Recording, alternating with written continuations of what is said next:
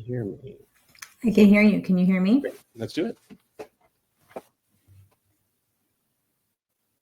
We're live. We're going to let folks trickle in, get settled. It's lunchtime on the East Coast.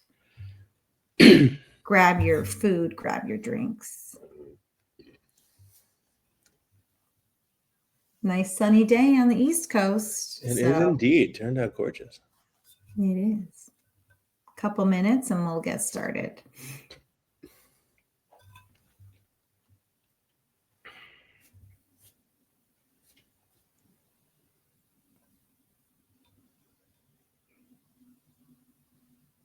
I guess we can probably start with intros. So I'm Linda Zebian. Thank you everyone for joining on this Monday. I'm Linda Zebian. I am the VP of Communications at Muck, and so excited to have Peter Shankman, the man himself, with us today to talk all about PR, pitching, media relations, sources, journalism, where we are. It's getting harder by the day, it feels like, but it's not out of reach. I'm a firm believer in it. It is alive and well. We just have to do it better and smarter. So the topic couldn't be more timely with everything going on right now. And I'm going to let Peter introduce himself. And to all of our attendees, please use the chat feature. The commenting feature. We are going to take your questions live today and have a lively discussion. So Peter, please introduce yourself to our audience. Sure. Thanks, Linda. It's great to be here. My name is Peter Shankman. I run a small company called Source of Sources, which you might have heard of. I was one of the original founders, well, actually the original founder of something called Harrow, Help a Reporter Out, which was 3 years after I started it, was acquired in 2010 and turned into something that I'm not really sure what it is right now, but it seems to be, it seems to have given me multiple opportunities to sort of rebrand and come all the way full circle and launch Source of Sources with the premise that journalists and sources have been instructed, or through just the lack of resources, have been forced to do 10 times more with 5 times less. Whether you are a journalist or a publicist or a marketer, you are being forced to do a lot more with a lot less. And Source of Sources' goal is to make that, to tip those scales back in the favor of both journalists and sources. I'm a 6-time best-selling author. I am a frequent contributor to CNN, all the major news networks out there. I'm a born and raised New York City kid. I've started 5 companies and sold 3, running 2 currently. And I am a single dad to a 12-year-old daughter and 5-year-old rescue dog who hopefully will stay quiet during our talk today. I hope that my dog will also stay quiet. And if not, that's okay, right? We're live. Mr. Shankman, it's an honor. It's an honor. And as somebody put in the chat, the legend, Michael Snyder, looking forward to hearing from the legend. Yes.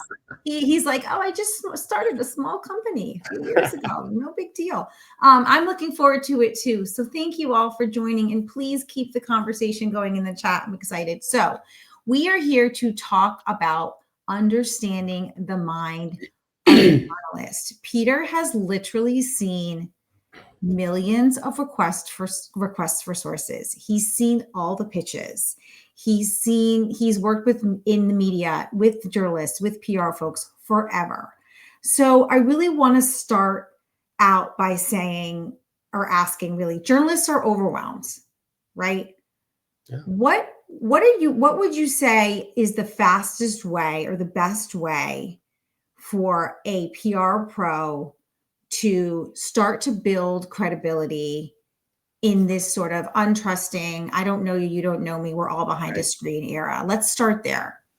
Well, I should also mention that I was a reporter. I started my career with the Associated Press, and then in college, and then was hired as one of 3 founding editors to launch the America Online newsroom back in the 90s when AOL was the internet. So for people who don't remember, AOL used to be the internet, and you'd have Welcome and You've Got Mail, and then Today's News. And we built Today's News, and we built the largest digital newsroom in the world. And I was part of that. And so from my AP days all the way up to AOL, one of the things that we always looked for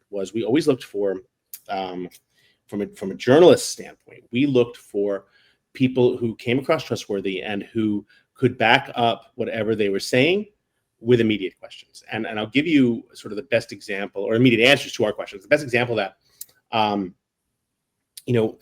so many things are botted now, right? So many things are bots, so many things are AI, so many things are automated. And this goes back, 20, 25 years, long before AI, but back in the definition of what we used to call spray and pray, which is when PR people would send out 1,000 emails and hope that something got picked up, which is still not the way to do it. But, the easiest way to get ahead of journalists, or to gain the ear of journalists who believe that everyone is fake, because most people are, is to have those answers in real time. Whenever, I have massive ADHD, as many of you know, and there are many things that I outsource to my wonderful assistant Megan, or to other outsourcing companies, because I'm not good at them. But the one thing that I will never give up control over is my email. And the reason for that is because you have to be honest and you have to be real. And when a reporter emails me to this day, or a source emails me, or a journalist, or CNN calls, or whatever, I have to be the one to answer, because that is all I have, is my reputation. And so to build that reputation, it's taken over 30 years of doing everything that I've been doing, right? Of answering the phone, of responding to the email, regardless of when it is, or whatever the case may be. And so the number one thing you can do is focus on creating a pitch, or creating an email that you're sending to that reporter for the first time. Focus on a way to explain to that reporter that you are not just a bot. You're not just, he or she is not just one of the 1,000 people that are getting this email. You've tailored it to them. You've written it in a language that they speak, the 5 love languages, or the 5 journalist languages. Read what the reporter has written in the past. Use those words. Reporters will see that, and subconsciously they'll notice it. If you are using the words that they use, if you are writing in the style in which they write, if you are sharing information that they have mentioned, or that they need, or that they want, or that they report on directly, using industry buzzwords, things that a typical let's pitch everyone and see what we get type thing wouldn't show, that's a start. That's definitely a beginning start. What are journalists really thinking when they receive a pitch? What makes them, would you say, open it? You said use words they use. Do you have an example of that?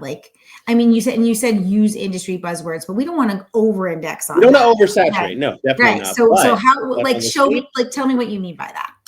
So on the same note, if you read, so this last night were the Emmys apparently, and if you read, there are 2 stories you can read in the Emmys. One would be in the New York Post, and one would be, let's say, in the Hollywood Reporter.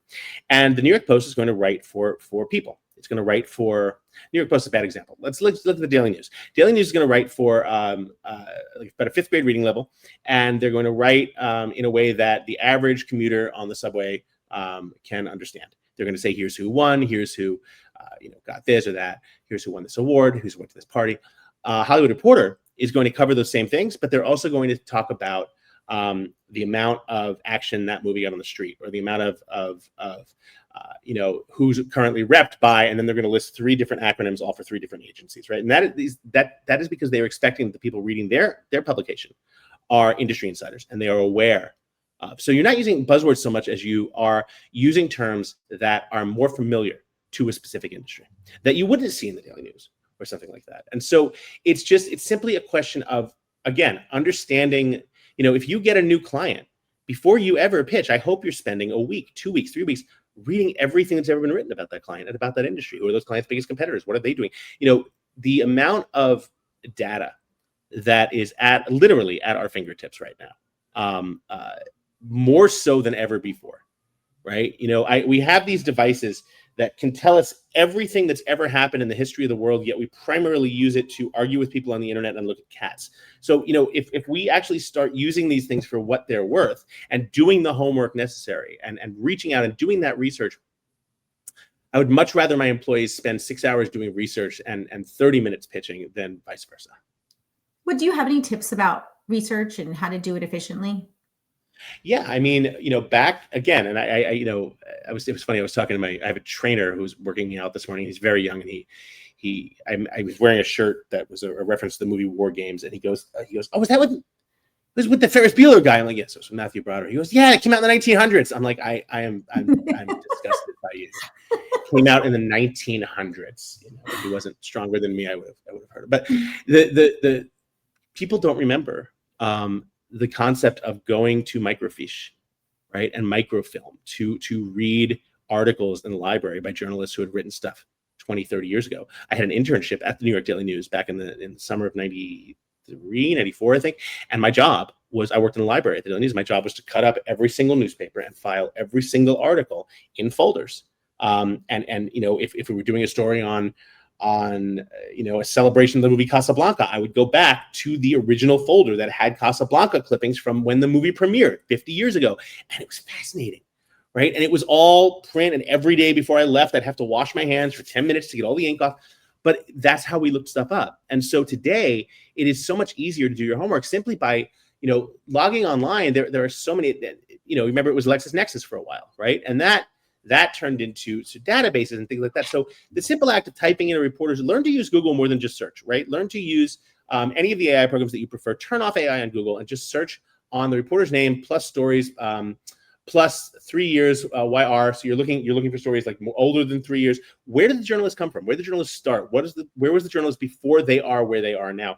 Most journalists are freelance and they're writing 10 different articles at the same time, right? What are the other articles they're writing? What other outlets are they writing for? Right? You should know all of this and everything about the journalist as well as your industry before you pick up that phone, or rather send that first email. And so, where are they? What are they doing? I've hosted over the years hundreds of webinars and videos on this reporter and that reporter. I used to have a series back when I ran Harrow called Dinner with a Reporter, or Buy Peter a Sandwich, where I would take reporters out. I'd buy them a sandwich, they'd buy me a sandwich, and we'd talk about what they wanted. We interviewed Forbes and Fortune and America, name the outlet, right?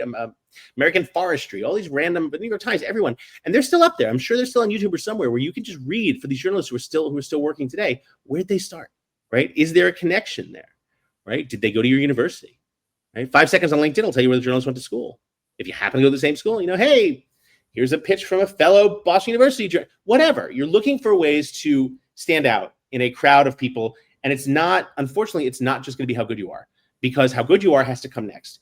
What's the first inclination to get them to even open your email? Right. No, it's a good tip, because you're probably no one else is doing that. No one else is. It really is about investing time and building a relationship. What would you say? You always say trends over products or people. What do you mean by that?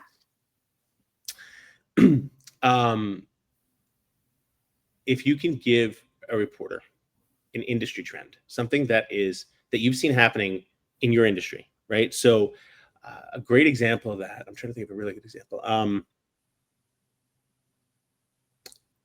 About 8 years ago, 10 years ago, whatever, I started bringing, every time I fly, and I fly constantly, I started bringing a huge bag of M&Ms for the flight attendants. Right. And I started just giving it to them and saying, hey, I know most people treat you like crap. Here's a bag of M&Ms. Enjoy the chocolate. Right. And that was it, because I fly a lot. And they have a crappy job. Well, I wrote about it and people started doing the same thing. And I remember seeing a story about, taking care of, and it wasn't just flight attendants. It was taking care of they based it on the candy concept of bringing candy to, who'd they use? They use flight attendants. They use nail salon workers, manicurists, and someone else. Basically, they use service industries, right? And they said this new trend of customers actually caring about the employees and not just vice versa. And they interviewed 3 different industries, and they talked to candy makers, right? What do you think it is about M&Ms? I remember M&Ms got quoted, well, chocolate is just happiness, and all this. And what a great hit, right? It was totally cheesy, but what a great hit, because if I had gone and said, hey, you should do a story about me because I bring candy to the journalists, to the flight attendant every single time, doesn't pay attention to that. But someone was smart enough at a candy company was smart enough to take it and say, hey, this is an industry trend we're seeing, not just with M&Ms, but with Reese's and with, those weird Rocher French chocolates that are wrapped up that I don't like, all those things, right? So it was a candy industry exec who pitched that story, right? So what's going on in your industry? If you are the person who's pitching a reporter a trend that they haven't seen yet, and you can back it up with data saying, hey, our client's doing this, and so is this company, and this company. Here's 4 independent companies, all of whom you can talk to validate this. 99.9% of the time, the journalist will thank you by running your client or company first in that story, right? So you're doing, at the end of the day, it comes down to this. It comes down to, I've said this for years, your job is not to make your client or your company happy. Your job as a publicist is to make a journalist happy.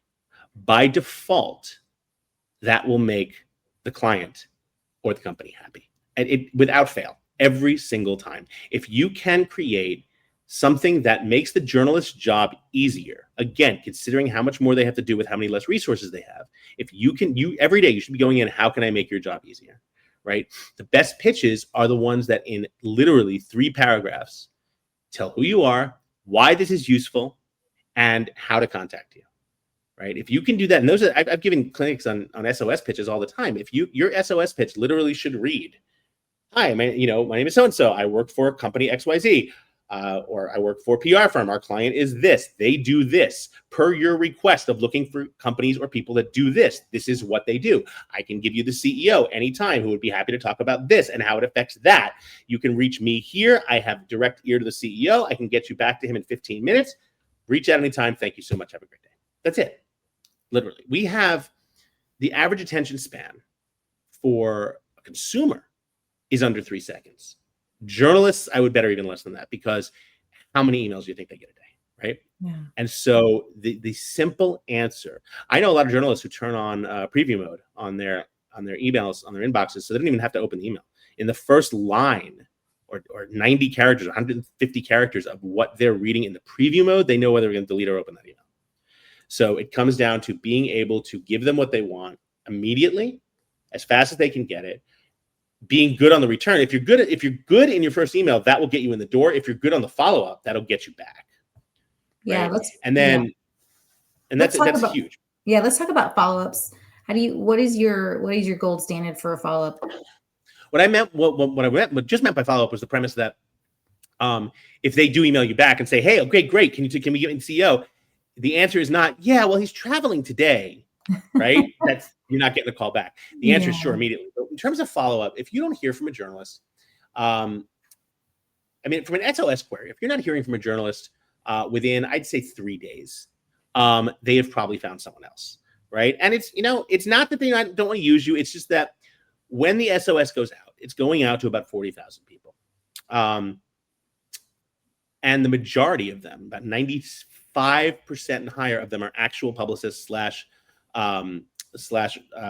PR people / small businesses, as opposed to like spam houses. And so the 95% who receive those, who actually have actionable info, the smart ones have an email already prepared with a couple of blank spaces in it where they can enter exactly what the reporter's looking for or whatever. But the basics in those 3 paragraphs have already been written. I know people who actually set their morning alarm through Gmail using Zapier. They set their morning alarm to that email, to the SOS email coming in the morning, and they open it up. They see if there's something to respond. They do. If not, they go back. Well, they say they go to the gym, but they probably go back to sleep. But the basic premise is, in terms of follow-up, if you don't hear in 3 or 4 days, you can respond. You can. I usually forward the email. Says, hey, just checking in. Below is the info. If I can get you anything else you're still working on, let me know. If not, thanks for reading nonetheless. Always be polite. At the end of the day, the reporters who, even if they're not using your story, are going to remember that you were kind and you weren't bitchy and you were, what's the great line from Working Girl? Always be nice. Today's junior prick is tomorrow's senior partner. Yeah. You never know, and it's just we live in a world where it's beneficial to be nice regardless. So work on that. What's your approach like if you don't have a story? particularly, but like maintaining that relationship with the journalists. I mean, I know you talked a lot about like being helpful, being available. Like, what's a good balance between? And I feel like I always struggle with this, like maintaining the relationship when you don't have actual news to pitch, but treating them like a human and showing that you're also human on the other end of it. Like, what's the right balance without like annoying them? Like, you don't want to annoy them. Like, oh, hey, I heard there's layoffs at Business Insider. Right. I just wanted to reach out and just be like, say, I'm so sorry. Like, is that appropriate? Because I sometimes do that. Yeah. And like, do they appreciate that? Would you say, like, what's the right tone? The layoff email is a tough one because they're in a bad place already. But I mean, the funny story about how I originally founded Help a Reporter Out is that I traveled constantly and I had this huge Rolodex, and reporters would call me and say, hey, we're doing a story on whatever. And it was the same reporters calling me, and I'm like, maybe I can help more. And so I think it was the Wednesday between Christmas and New Year's every year. I'd be home. I'd usually be alone because I'm not popular. And I would send out an email to every single journalist that I ever worked with saying, hey, I'm not pitching you. My name is Peter Shankman. I know a shit ton of people. If I can ever help you, feel free to reach out. And I remember that was the first time Gawker. Remember Gawker? It was the first time Gawker ever mocked me. Yeah. They mocked me, and they wrote like a, oh, Peter Shankman wants to be really helpful. Look at the little publicist, won't he be nice? That was the first time, and it became a fun running battle with Gawker. They mocked me. To their credit, they well, I'm still here and they're not. But I remember they were about me. It's like, oh, look at the goody two shoes over here. But that's how I started. That became the foundation of Harrow, because I was offering help. I wasn't trying to sell anything. I wasn't trying to pitch anything. I was simply offering help. And the 5 most underutilized words in the world are, how can I help you? So, when you don't have anything to pitch, a simple email of, hey, I saw your article last week on whatever, right? I thought it was great. It's really, I love when your articles pop up in my Google Reader or in my news. It's, phenomenal journalist. Thanks so much for doing this. Hope to reach out soon when I have another pitch that's worthy of your time. Something like that. You're not trying to suck up, but you're reminding them that, hey, you actually do like them. I tend to keep Google alerts on specific reporters that I like, that I care about, that I've met in person. You walk that line between being friendly and being creepy. Right? You don't want to be creepy all the time, but the friendliness aspect of it is, hey, met you several months ago. I saw an article you wrote last week on Broadway, and it really, now that I'm producing on Broadway, I found it really fascinating. So love it. Keep it going. Yeah. That's it. And they, we're human beings. We like to be complimented. Yeah. I find that too, like, social media, like, is a great place to engage also, like with things that are not pitch related or story related. Is great. And it's tough because it's tough on social, because social has really been so goddamn fragmented. I mean, there was a time when, my God, I mean, back in 2007, 2008, some of my best and closest relationships were journalists I'd met on Twitter. Right. Right. And, I haven't posted on Twitter in over 2 years now. But that being said, I'm on Threads. I'm on Instagram. And I the people who I was friendly with, I'm still friends with. And that's the other thing, is that, be aware that a lot of times if you're seeing posts from journalists and all they are on these socials and all they are is their stories, they're not the ones posting that, right? Reach out to the journalists who are actually being human and you want to actually talk to. They're good people, and they can, a lot of times journalists will welcome hey, I really loved your article, because they're so used to getting vitriol, the opposite of it. Every hater comes out of the woodwork. I mean, God, I used to go on a certain news channel that I won't mention. I don't go on them anymore, but you could always tell when I went on them, because I would have I'd come back home and I'd have a good 400 tweets. Hey, at Peter Shankman, you're ugly, you suck, you're Jewish, whatever it was, right? So I mean, it was awful. But that's what people do, right? The on social media, no one knows you're a dog. So the key is really find these journalists, focus on them, shoot them a note, say, hey, just want to let you know I really appreciate what you do. Nothing wrong with that. Yeah. Cool. I really want to get into like SOS and how to stand out. I've always wondered this my whole PR career. Are there verticals or niches that particularly are always looking for sources? That's my A. My B is, and are there mediums like podcasters or like 24 streaming channels, are they more often looking? I mean, I can assume they've got to be trying to fill that airtime. And how can we get in front of them, and what are they looking for? Yeah, so a lot of media as a concept has changed in the past 30 years so dramatically. I mean, my God, when I was growing up, in the 1900s, in the 80s, every morning I'd wake up, I'd read my New York Times. My dad started me reading the New York Times when I was like 7.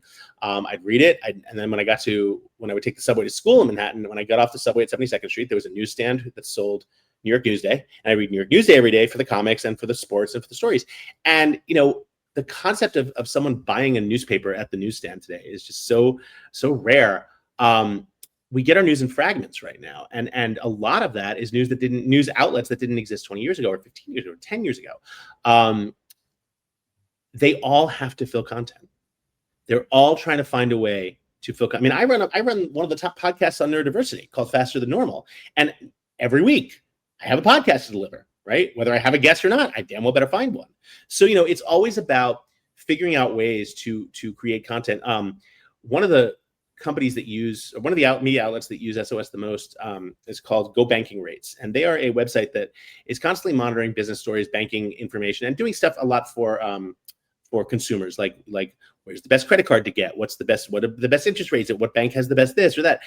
I probably get 10 to 20 queries from them a week, which tells me that they are publishing a ridiculous amount of content and as such are always looking for stories. The reason being is because Google, to get ranked in the Google algorithm as a media outlet, you have to quote actual real people, right? The concept of just putting up a fake name with a backlink no longer exists.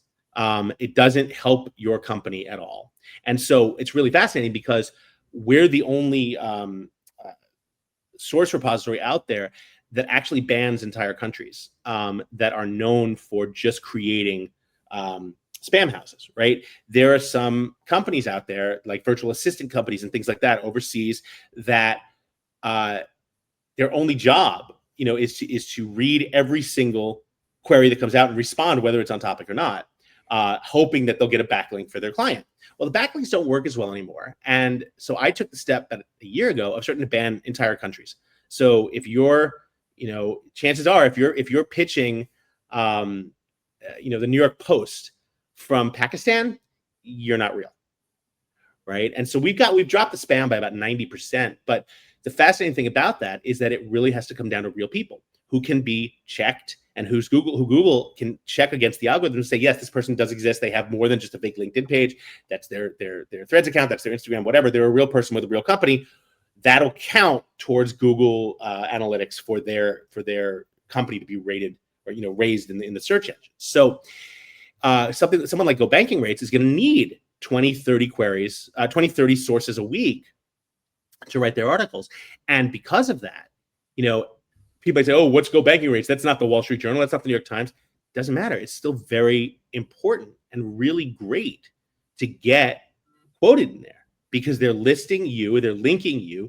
Google by saying, oh, wow, that's Linda Zabian. She has, this is her Instagram, this is her, she's real. She works for a real company called Muck. We could track her back.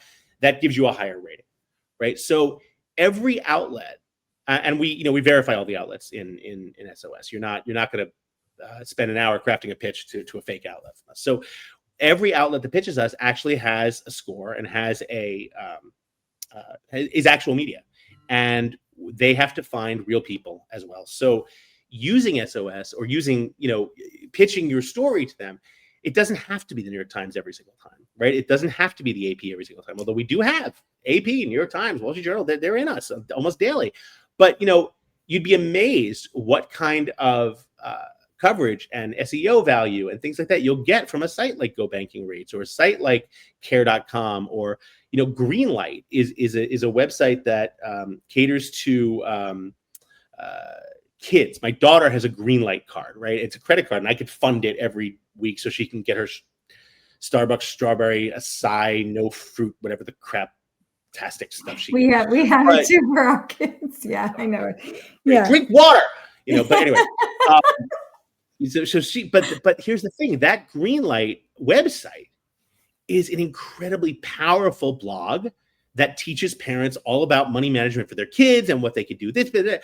And so they're doing a tremendous service, not only for the people reading them, but for themselves and the people learning from this. So yeah, and as Michael said, stories on websites like Go Banking Rates are also picked up by some more traditional media site. You get extra bang for the buck, 100%. Right.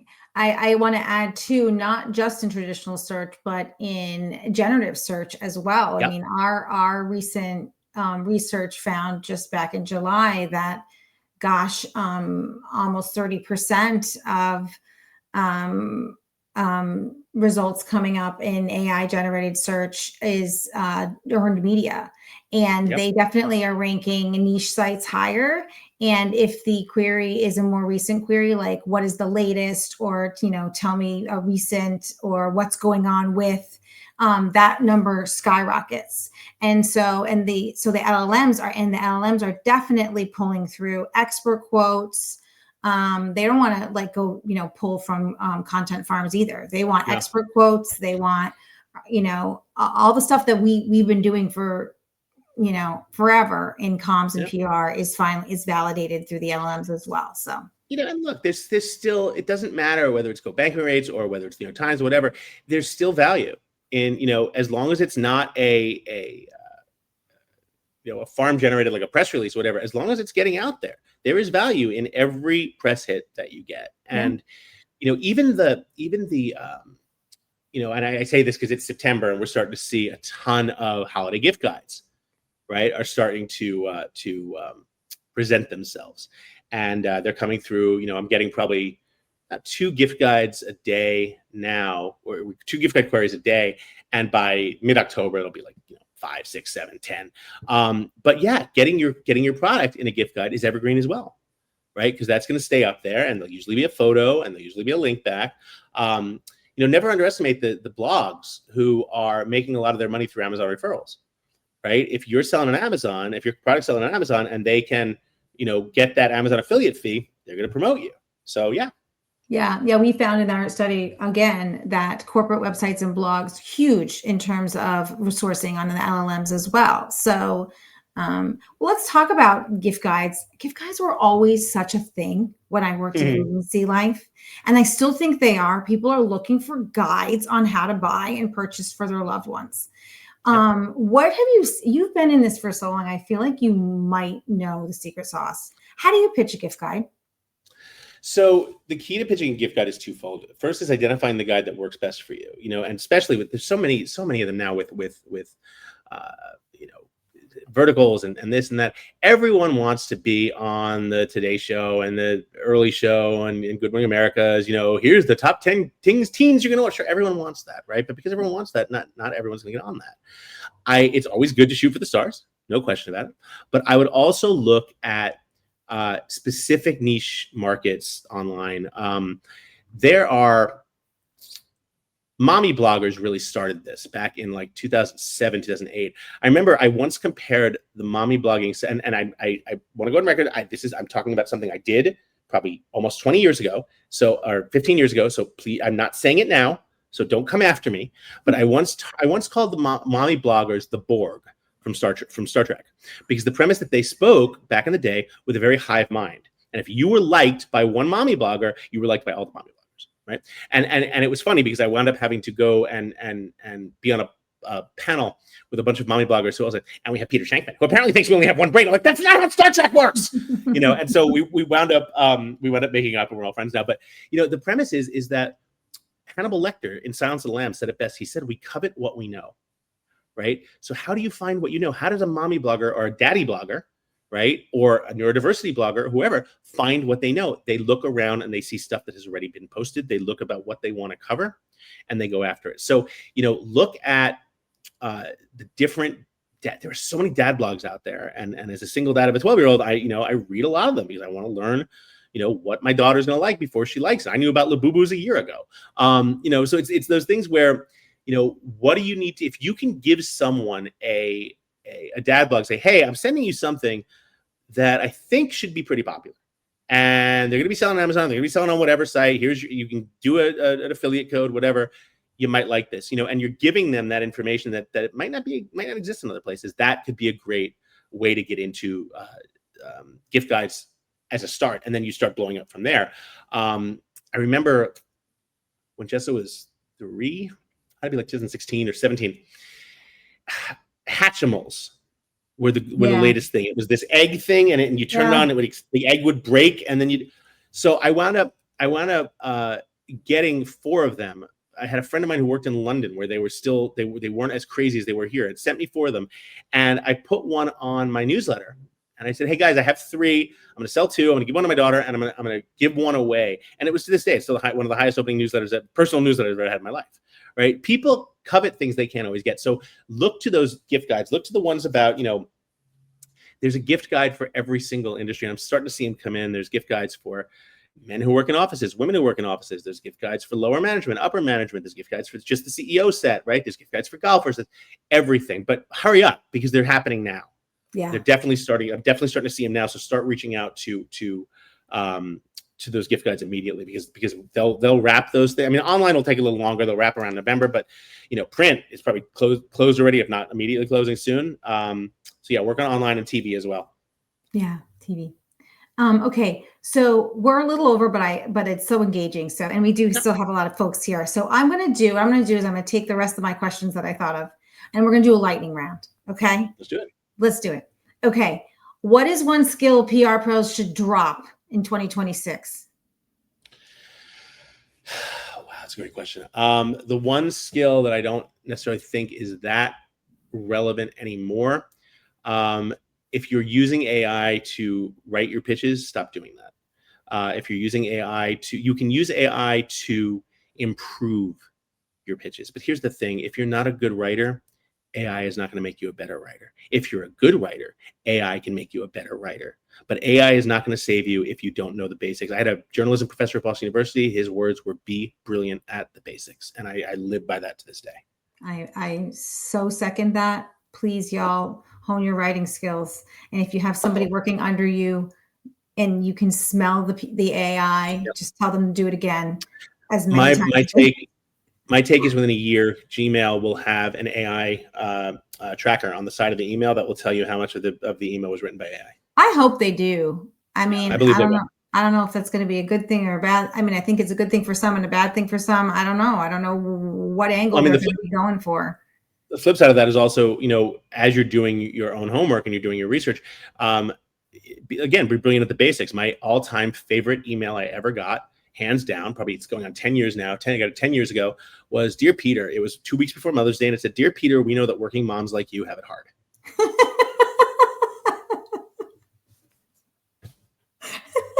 Next question. Do you remember? Okay. On the flip side of that question, what's one skill PR pros should master as we go into 2026? Again, writing, but I'll take it a step further. Match empathy.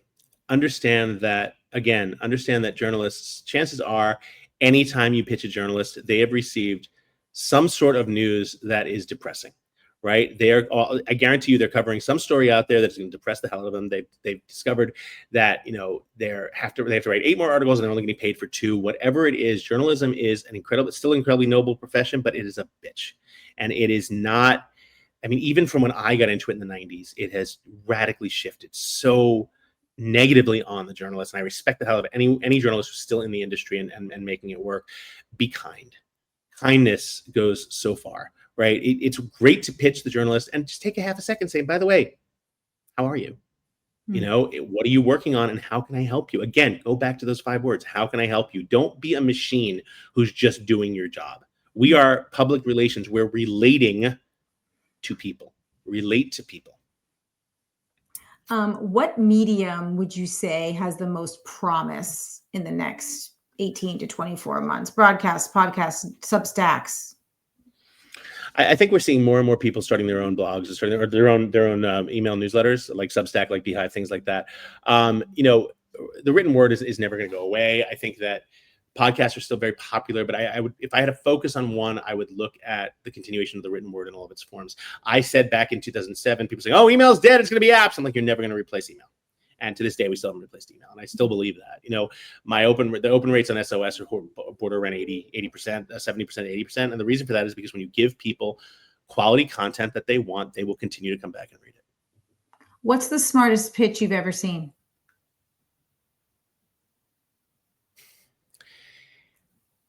Peter, there is a sheep walking on 6th Avenue 3 blocks from your apartment. There will be a sheep walking 3 blocks from your apartment in 6 hours. Would you like to meet it? You've never seen me get out of my chair and run down the street so goddamn fast. There was a TV show, a cartoon show called Sheep in the City. I think it lasted 1 season, but they literally brought sheep into Bryant Park and had them graze. Dude, I was there all day. That was the greatest. You know, if you understand your audience, right? I have a dog. I talk about my dog. I talk about I used to have cats. I'm gonna go insane over a sheep in Midtown. Are you kidding me?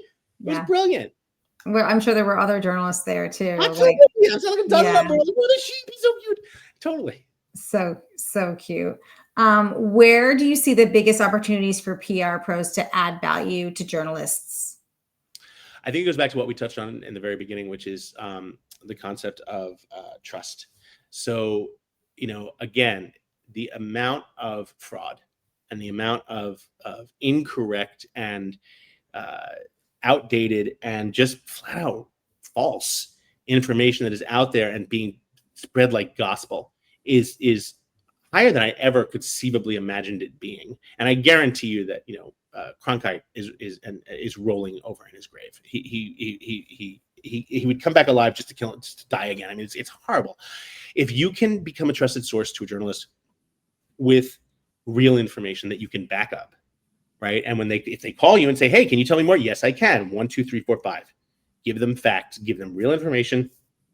That when a fact checker, right? If they're writing for the New York Times, when a fact checker checks their article, they come back with no notes because it's real. That's again, it's so rare. And you have so many media outlets on all sides skewing towards one side or the other. Just provide truth.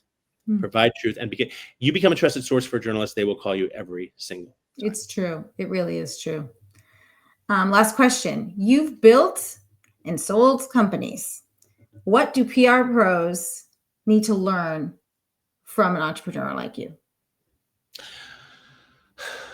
I'm going to quote a wonderful woman named Dawn Steele. Dawn was the first female president of Paramount Pictures, and she has an incredible biography. It's out of print, but you can find it. It's called "They Can Kill You, But They Can't Eat You," and she talked all about her entire life as the first female head of a major Hollywood studio. And she quotes Jeffrey Katzenberg, who said, "If they throw you out the front door, go in the back door. If they throw you out the back door, go in the window. And if they throw you out the window, go in the basement, but never take it personally." Right? We are in a business where on any given day, you are interacting with hundreds of people, all of whom can be also having terrible days or having great days or whatever. And they're going to, they might say, this is the stupidest pitch I ever got. Okay, thank you so much for your time. Always never respond to anger with anything but kindness. Respond to everything with kindness. I heard a great quote. I think it's a Buddha quote. It's that if you're walking in a hallway and with carrying a hot cup of coffee and someone bumps into you and the coffee spills, why did the coffee spill? And everyone says it spilled because someone bumped into me. No, it spilled because you had coffee in the cup. What you have in the cup spills out. What you have in your life spills out. Try to have positivity. We're just in a world that needs it so incredibly badly. Hear, hear. I agree. All right, Peter, thank you so much for an amazing conversation. Tell all of our audience members where we can sign up for SOS, where we can find you and connect with you. By all means, Source of Sources is exactly that, sourceofsources.com. Journalists can find it at sourceofsources.com/reporter. I am at Peter Shankman on all of the socials. I'm most active on Instagram and Threads, occasionally LinkedIn. And my email is peter@shankman.com. I respond to every email personally. Awesome. It was great chatting with you today. And thanks to all of our folks in the audience. And we'll see you again. And we look forward to our afternoon Source of Sources email and every single one of them to come. So thank you, Peter, for your time. And I hope you all have a great rest of your week. Take care, everybody.